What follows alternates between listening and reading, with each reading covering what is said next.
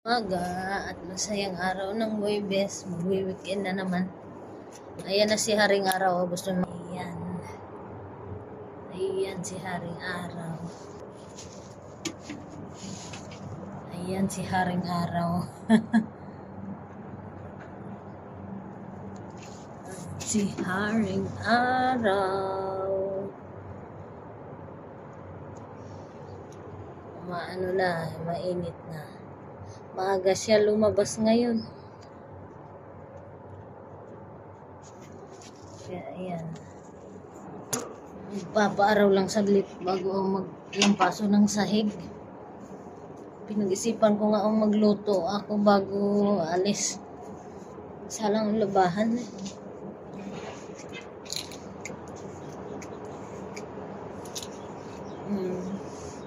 Isa sampay din ako kaya isa sampay bago alis. Ng araw ng Pasko na. Ayun, pasalamat ako kay Lord at nagawan ko ng paraan na makapagbigay sa yung isang kapatid ko, nabigyan ko na. Yung isa, hinihintay ko lang na pumasok sa account yung perang hinulog ko kahapon sa Al-Ansari. Wala pa hindi ko mabigyan lahat dahil nga talagang kapos sa budget, hindi kaya sabay-sabay.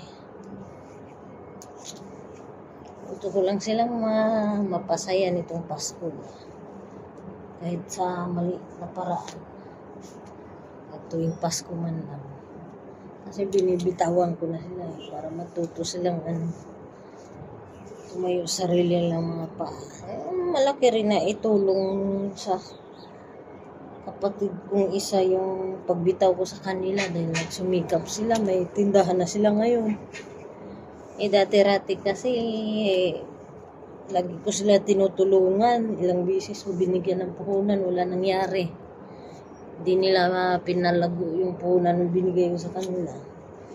Nung wala na silang maasahan kasi talagang binitawan ko na sila natuto sila magsumika. Yun nga lang, yung hipag ko mapagmataas pa din, maano pa rin magsalita.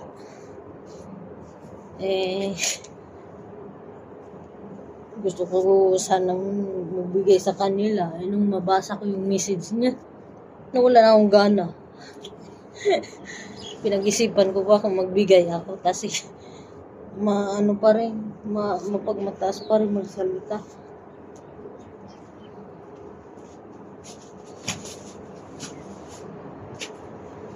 Yun lang guys, bye. Happy Thursday everyone.